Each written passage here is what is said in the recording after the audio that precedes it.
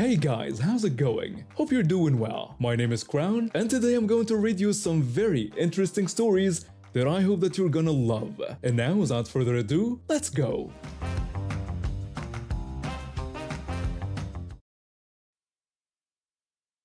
After my mother's battle with breast cancer and seeing how crucial early detection was, I decided to dedicate my life to helping others through medical imaging.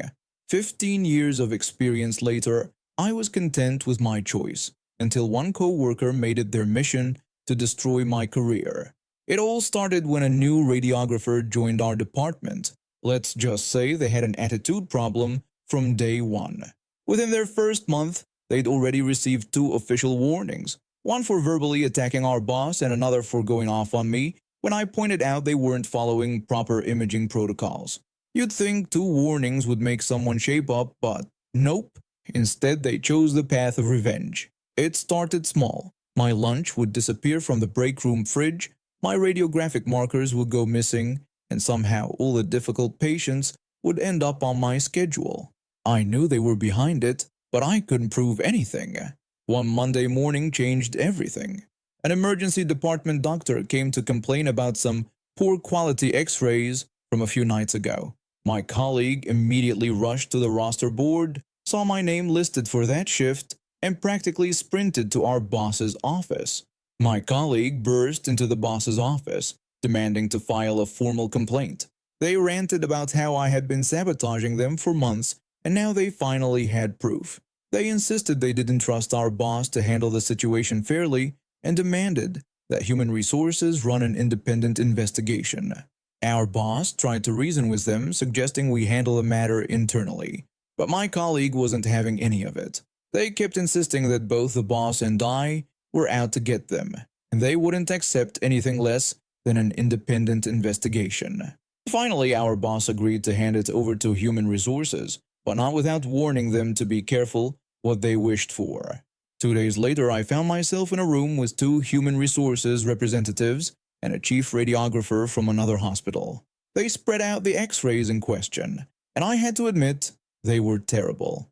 The Human Resources representatives asked me to explain why I had produced such poor quality work. That's when I dropped the bomb. I told them I hadn't even been at work that day.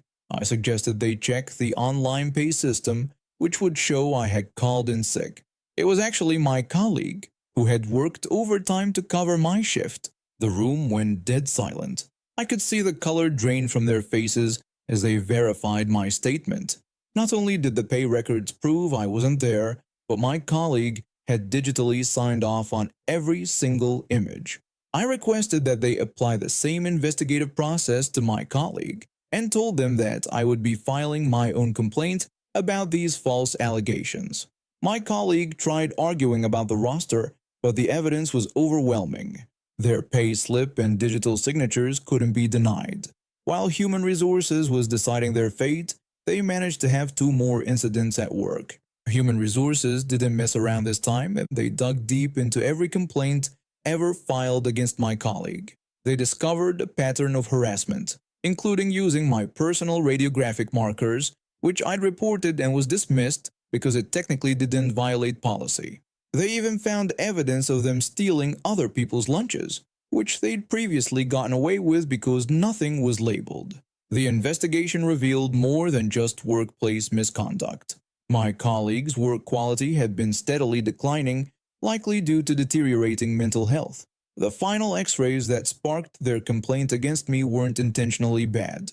They were a reflection of someone spiraling out of control. Human Resources finally had enough. With the false allegations against me, the previous warnings, the newly discovered incidents, and their declining performance, my colleague was terminated. The union didn't even fight it. The evidence was too overwhelming. The day they were escorted out, I felt no joy.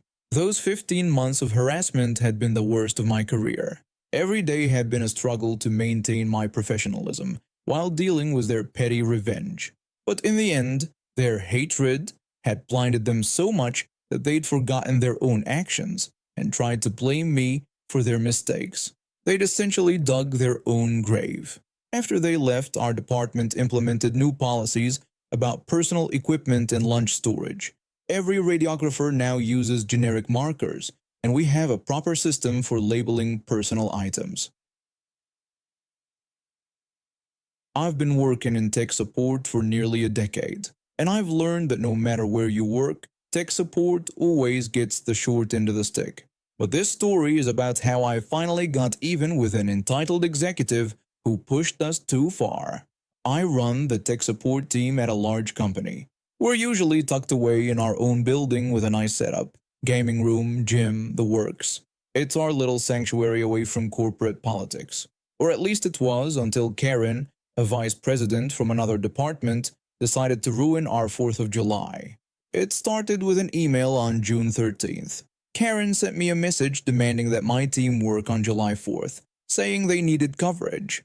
I politely replied explaining that my team had already scheduled the day off and had plans with their families. She responded curtly, telling me this wasn't optional and that they needed tech support available. Over the next week, I tried everything.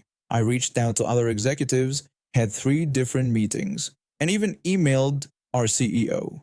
But he was vacationing in the Bahamas until July 6th. Great timing. I told my team we'd work from home with calls routing to my cell phone first. I figured we'd get 0 calls anyway. I was about to send out a company-wide notice about tech support coverage, but conveniently forgot to do that. Then Karen struck again with another email.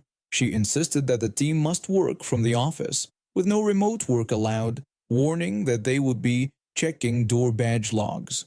When I asked for the reason, she claimed they needed to ensure no one was playing video games during work hours. I went to her office to argue the logic of this. That's when she showed her true colors. She actually told me, with complete seriousness, that it was just tech support and we didn't have lives anyway. Those words lit a fire in me. I went to my vice president, who I've known for years. He told me he would handle it, but it wouldn't be until after the 4th, and suggested I get creative. Those 2 words, get creative, were music to my ears. I asked Karen if we could have an office party. She agreed, saying it was fine as long as it didn't interfere with calls. She even told me to use the company card for expenses, just specifying no fireworks or alcohol on company property. She had no idea what she'd just approved. Our office has a patio that crosses county lines over a small creek. That detail will become very important. I called a team meeting and told everyone to invite their families and friends. I promised them a party they wouldn't forget. On July 4th, we got exactly 7 calls, all from Karen checking if we were working. At 6 p.m., the real party began. Instead of hot dogs and burgers, I had ordered a feast from the best barbecue joint in the area. Premium brisket, ribs, turkey, and sausage. There were 2 types of potato salad, sides galore, pizzas from 2 different restaurants, and desserts from high-end bakeries. Around 8:30, as it got dark, my VP led everyone across the footbridge, conveniently off company property, where we set up an impressive fireworks display. At 7:50, Karen called again for a status update. I told her that she'd been our only caller that day and we were all out back enjoying the party. She responded that as long as there was no alcohol or fireworks on company property, she didn't care. The next day, I submitted the expense report. The party had cost over $6,000. This led to an immediate new company policy requiring approval for any expenses over $4,000. But the real fireworks came when our CEO returned. He was furious, not about the party, but about making tech support work on a holiday when we received 0 actual support calls. He sent a scathing email to all executives about work-life balance. When Karen's comment about us not having lives reached the CEO, he came to our building personally to confront her. The shouting could be heard through the walls. Karen sent me an apology email afterward, but it was too late. 2 days later, Karen's office was empty. Turns out telling an entire department they don't have lives and forcing them to work on a national holiday for no reason isn't great for job security. I heard that she'd been fired on the spot. The total cost of her entitled attitude? A $6,000 party, her job, and a new company expense policy. Worth every penny if you ask me. I never planned to work in journalism. My dream was to become a novelist, but life had other plans. After graduating with my English degree and facing a mountain of student debt, I needed something stable. A small newspaper in my hometown was hiring, and with my writing background, I landed the job easily. The position seemed straightforward at first: cover local news, write articles, take photos, meet deadlines. What they didn't mention in the interview was that I'd be the only reporter on staff. The previous three had quit within months of each other, citing burnout and poor management. My regional manager, who I'll call the Sweet, ran 4 other small newspapers in neighboring counties. He'd pop in occasionally, demand updates, and disappear again. The pay was hourly, which seemed odd for a journalism job, but I figured it wouldn't matter much. For 2 years, I played by their rules. News doesn't wait for convenient hours, so I'd be out at midnight covering fires, early morning for school board meetings, weekends for local events. I never complained about the extra hours. It was part of the job, right? Then came the week from hell. Monday started with a massive pileup on the highway. 3 separate accidents within hours. Tuesday, a beloved local business burned down. Wednesday, 2 more major crashes. Thursday, a school bomb threat had everyone in panic mode. By Friday, I'd already worked over 100 hours, running on coffee and determination. I approached the suit about overtime pay, explaining that I'd worked over 60 hours of overtime that week and was only asking for 20 hours to be compensated. He immediately shut me down, saying overtime needed prior authorization. When I pointed out these were emergency situations and breaking news doesn't schedule appointments, he just repeated that he couldn't approve overtime after the fact, claiming it was corporate policy. When I pressed him about the expectation of working extra hours for free, he simply stated it was part of the job and everyone in news does it. That's when something snapped inside me. 2 years of unpaid overtime, missed family events, and endless stress. All for what? I told him that starting Monday I would work exactly 40 hours per week, nothing more. He tried to argue, asking about breaking news coverage, but I told him it would have to wait for business hours. For 6 months, I stuck to my guns. 9 to 5, Monday to Friday. No exceptions.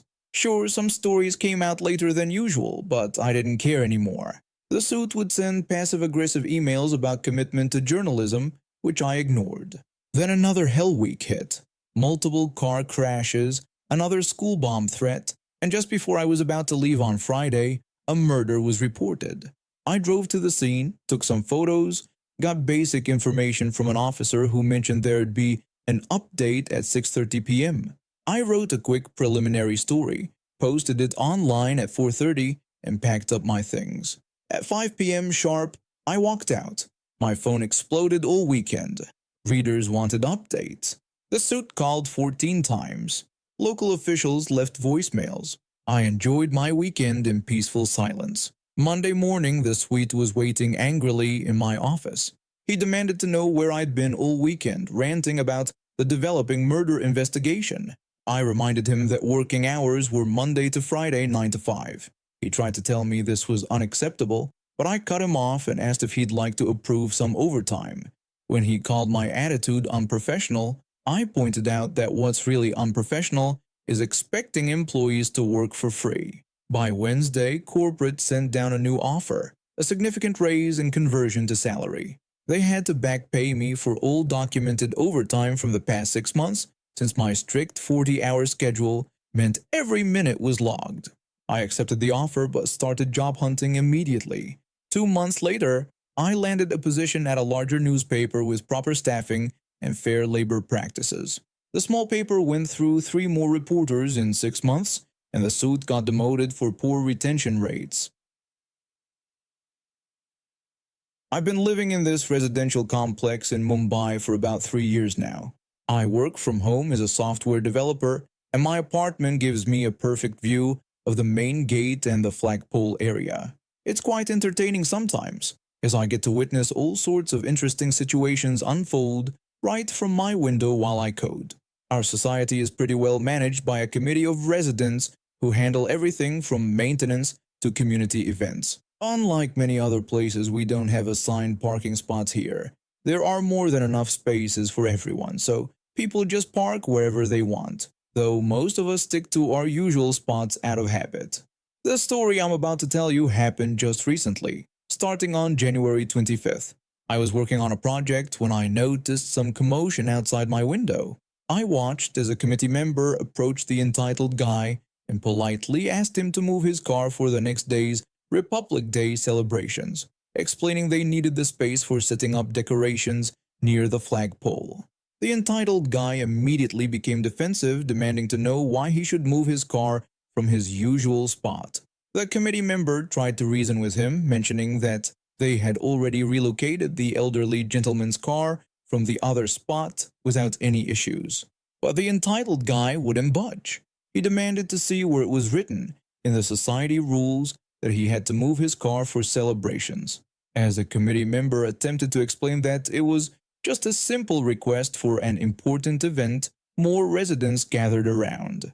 One neighbor tried to intervene, suggesting that moving the car for just one day shouldn't be such a big deal. The entitled guy rudely told them to mind their own business, insisting that they couldn't force him to move without proper rules in place. The argument went on for about 30 minutes before he finally gave in and moved his car, but not without making sure everyone heard his complaints throughout the entire process.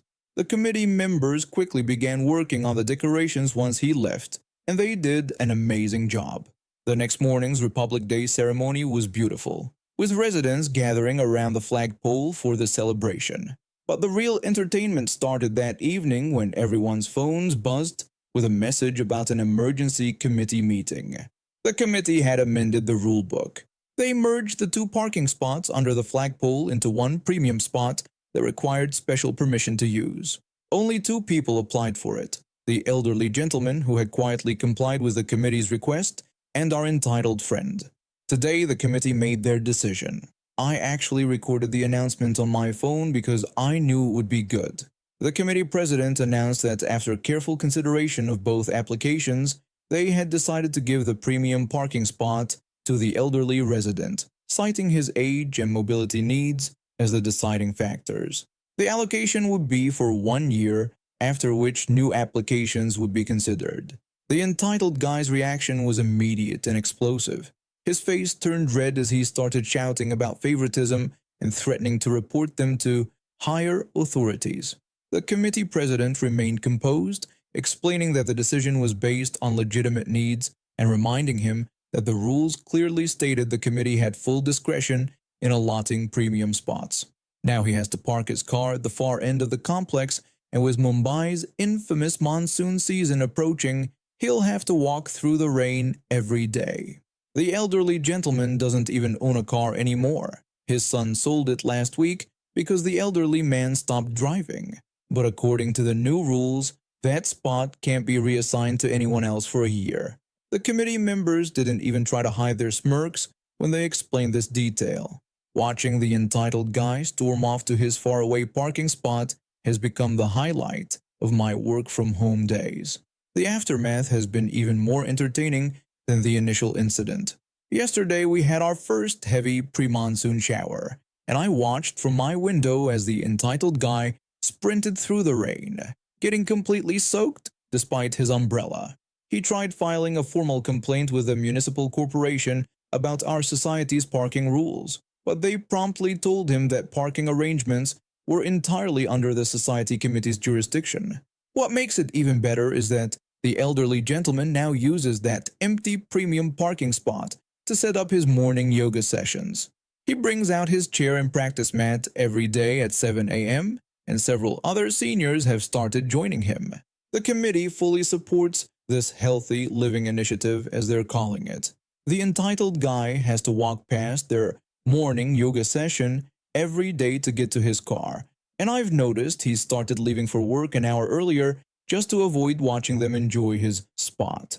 The committee has also hinted that they might extend the elderly gentleman's spot allocation for another year, citing the success of the morning yoga program. I've never seen such a perfect example of karma in action, and my window seat to this daily drama just keeps getting better. And now we have reached the end of today's stories. Thank you for watching, and see you next time.